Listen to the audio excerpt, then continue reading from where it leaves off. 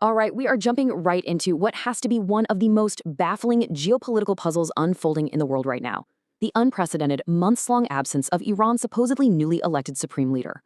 I mean, it is incredibly rare for a head of state to just vanish, especially in the middle of a major conflict. But as you'll see from the evidence we're unpacking today, that is exactly what seems to be happening. So the absolute biggest question hanging over the Middle East right now is actually pretty simple. Where is Mojtaba Khamenei? Following that massive February 28th decapitation strike by the US and Israel, the one that took out his father, the elder Ayatollah Ali Khamenei, we are left with this giant blind spot. Is the new supreme leader alive? Is he incapacitated in a hospital somewhere? Or is he actually dead? It's been months, and the total lack of any concrete proof of life has just sent global speculation completely off the charts. Think about it like this. If you follow this conflict, you literally cannot escape the faces managing it. On the US side, we've got highly visible figures front and center: Donald Trump, Marco Rubio, JD Vance. And looking at Iran, you regularly see leaders like Mohammad Ghalibaf, Abbas Araghchi, and Ahmad Vahidi. But when you look for the guy across the table from all of them, it's just a blank space. We have zero audio, zero photos, absolutely no video from the very man who is supposedly running the entire country. To really grasp how weird this is, we have to look back at the sheer chaos of his rise to power. Let's trace the timeline. February 28th, the joint US-Israeli strike kills Ali Khamenei. Right on the heels of that, March 1st, Ahmad Vahidi takes command of the IRGC. Then, by March 3rd, the city of Qum is actively being bombed right as the election for a new leader is taking place. And we don't get a single peep, just a supposedly official written statement until March 12th. The stakes were through the roof, and the environment was just absolute chaos. Now you might be wondering, how did Mojtaba even survive that initial strike that killed his father, or his wife, and one of his kids? Well, according to leaked audio from the Elder Khamenei's office that was later published in The Telegraph, Mojtaba was reportedly stepping out into the courtyard just moments before impact. Seriously, a matter of seconds. Had he not walked outside at that exact moment, he almost certainly would have been killed instantly. But while we know he survived the initial blast, the actual extent of his injuries, that is one of the Iranian state's most fiercely guarded secrets. And that leads us straight into how he actually got the top job. The Assembly of Experts, that's the 88-member body whose sole job is to choose the supreme leader, had their headquarters in Qom bombed on March 3rd. So they were forced to cast their ballots remotely. Because this election quite literally happened under fire, Mojtaba's physical absence at his own election was totally able to fly under the radar at first. Unsurprisingly, this whole situation has triggered some massive international doubts. Our sources note that U.S. Defense Secretary Pete Hegseth actually told reporters that American intelligence believed Mojtaba was wounded and likely disfigured. Meanwhile, Donald Trump was pretty blunt about it, stating, quote, "I'm hearing he's not alive." So you have these very direct U.S. intelligence perspectives instantly casting a huge shadow over the new Ayatollah's well-being, which of course pushed the Iranian state to scramble and provide evidence to the contrary. And that scramble pushes us right into investigating the alibis. In our explainer today, we are going to objectively break down the specific clues, the statements, and the so-called proof of life that the Iranian state has been floating to try and convince the world that Mojtaba Khamenei is actually at the helm.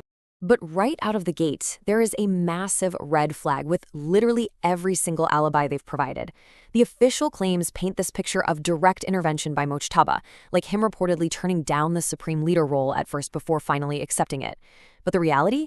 The Assembly of Experts was only informed of his reluctance. They didn't actually speak to him directly. It's this suspicious recurring pattern.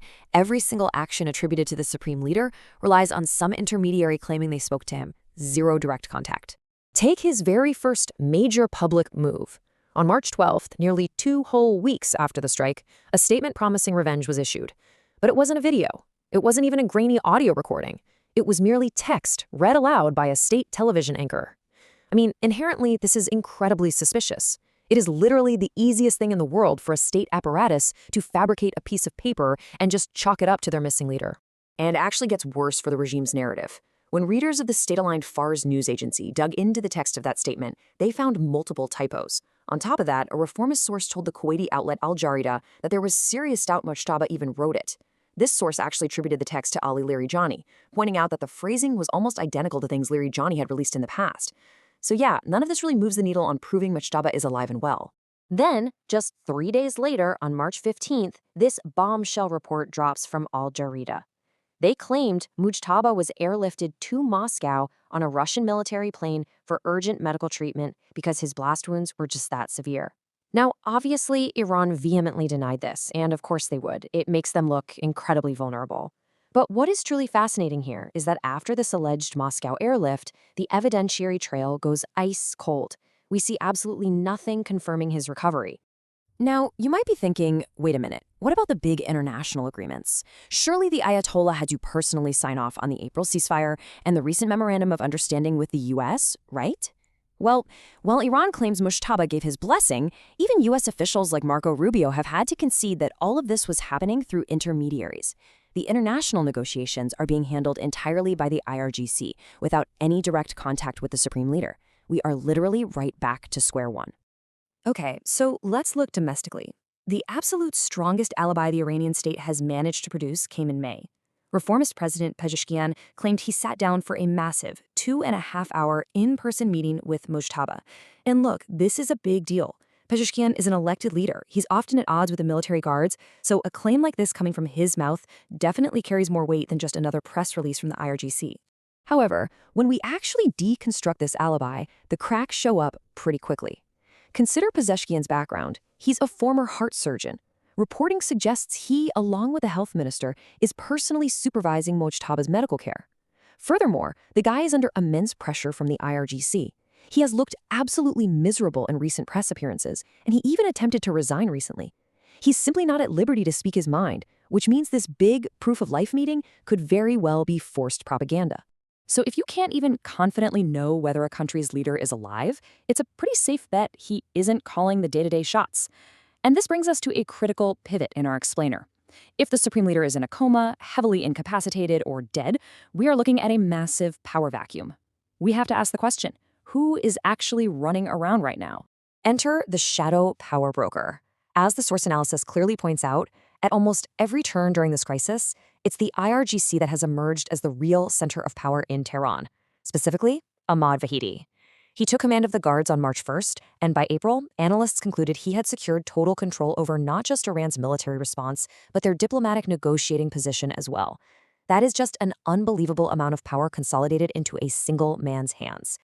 This creates a terrifyingly narrow funnel of power. In this new makeshift chain of command, if you are an Iranian official and you need to speak to the supreme leader, you must go through Ahmad Vahidi. Vahidi is reportedly one of the only people in the entire country with access to Mojtaba.